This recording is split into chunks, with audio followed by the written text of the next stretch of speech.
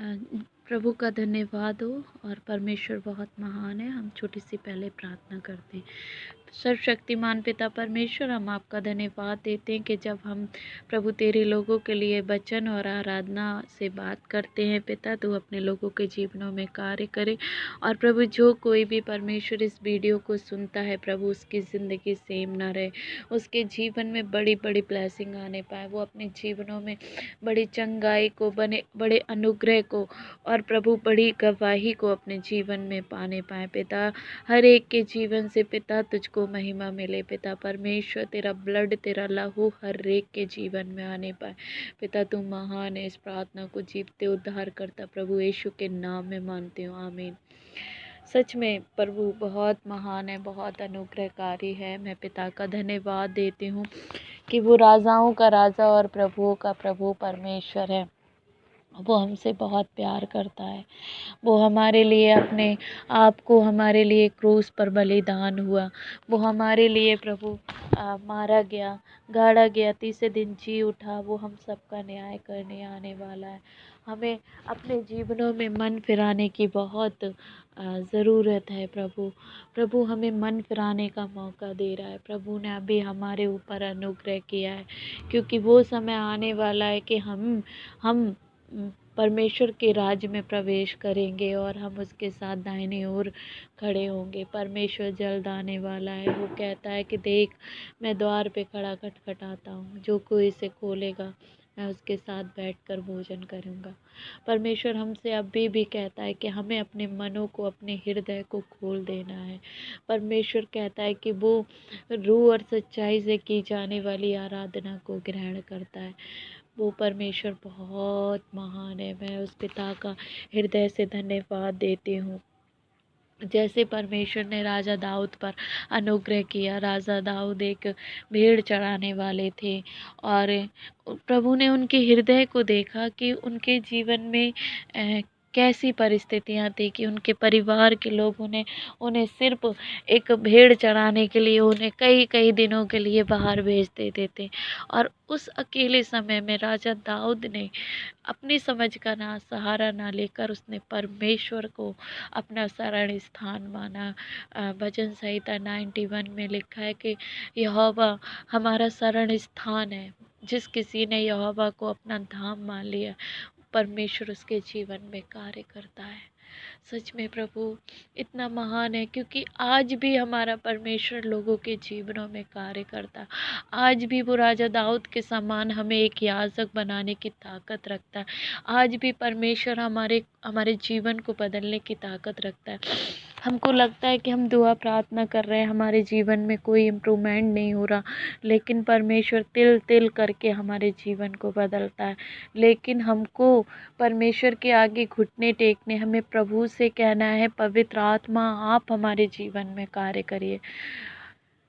जो लोग कहते हैं कि हम इतनी प्रार्थना करते हैं, फिर भी हमें ब्लेसिंग नहीं मिलती, फिर भी हमारे जीवन में कार्य नहीं होता, क्योंकि हबक्कुक की पुस्तक में लिखा है कि उन्होंने इतनी प्रार्थना करी, उन्होंने लास्ट में यही बोला कि मेरे अंजीर में फल लगे ना लगे, मेरी दाखलताएं बढ़े ना बढ़े, मुझे आशीष मिले ना मिले, तू मेरा परमेश्वर है। हमें परमेश्वर के पास कुछ पाने के लिए नहीं, उसको जानने के लिए, उसको खोजने के लिए जाना चाहिए, क्योंकि परमेश्वर का वचन कहता है कि तुम जगत की ज्योति हो। हम जगत की ज्योति जब बनते हैं जब यहोवा परमेश्वर हमारे साथ रहता है। एक बल्ब की रोशनी जब कहीं चमकती है, जब कभी कमरे में चमकती है, तो वो उजियाला केवल एक फोकस उसका जस्ट सामने नहीं रहता, उसका जो रोशनी है, जो उसकी लाइट है, पूरे कमरे को उजियाले में कन्वर्ट कर देती है। ऐसे ही हमारा परमेश्वर है। जब प्रभु का हमारे जीवन में अनुग्रह होता है, जब परमेश्वर देखता है कि हम ईमानदार हैं उसके राज्य के लिए, हम ईमानदार हैं अपने परिवार में, हम ईमानदार हैं अपनी पर्सनल लाइफ में, हम ईमानदार हैं अपने मसीह भाई बहनों में, क्योंकि परमेश्वर का वचन कहता है कि संसार के सदृश नहीं बनो। जब हम संसार में भी चलते हैं और परमेश्वर को भी मानते हैं, एक मुंह से हम अपने को कर्ज भी करते हैं और एक तरफ से अपनी ब्लेसिंग देते हैं, तो हमारे जो प्रार्थनाएं होती हैं वो ऊबड़ खाबड़ टाइप के हो जाते हैं और हमारे जीवन में कुछ नहीं होता। हम हमारे पास कितनी भी बुरी परिस्थितियाँ क्यों ना हो, हम फिर भी कहें कि हम सुपर ब्लेस्ड हैं, हम इब्राहिम की संतान हैं, यीशु मसीह हमारे साथ है। वो हमारे हर एक आंधी और तूफान को शांत करेगा। जैसे जैसे जब परमेश्वर उस नाव में यीशु मसीह सो रहे थे और सारे चेले थे और अचानक से आंधी आ गई और आंधी आने के बाद वो डर गए और वो घबराने लगे और परमेश्वर से कहने लगे कि आप तो सो रहे हैं, आप आपको चिंता नहीं है। तो परमेश्वर ने कहा, हे अविश्वासियों। परमेश्वर हमसे यही कहना चाहता है कि जो तूफ़ान है, आंधी तूफ़ान है हमारे जीवनों में, वहाँ हम अकेले नहीं हैं। हमारा यीशु हमारे साथ खड़ा है। जब वो उस तूफ़ान आंधी में शांत है तो हम क्यों नहीं शांत हैं? हम क्यों नहीं परमेश्वर की ओर मन लगाते? हम क्यों नहीं पिता को ही धन्यवाद देते हैं? क्योंकि हम अकेले नहीं हैं, हमारे साथ यहोवा परमेश्वर उस आंधी और तूफ़ान में हमेशा रहता है, क्योंकि वो वचन उसका कहता है कि उसका वचन कहता है कि मैं तुझे कभी अनाथ ना छोड़ूँगा। वो हमें कभी अकेला नहीं छोड़ता। उसका पवित्र आत्मा हर पल हमारी अगुवाई करता है। उसका पवित्र आत्मा हमारी हर एक चीज़ों में साथ रहता है। लेकिन हमारा विश्वास, प्रभु का वचन कहता है कि यदि तेरा विश्वास राई के दाने के बराबर हो, जो तुम चाहो वो तुम्हारे लिए हो जाएगा। बशर्ते हमारा विश्वास एक राई के दाने के बराबर। राई का दाना बहुत बड़ा नहीं होता, वो बहुत ही मामूली होता है।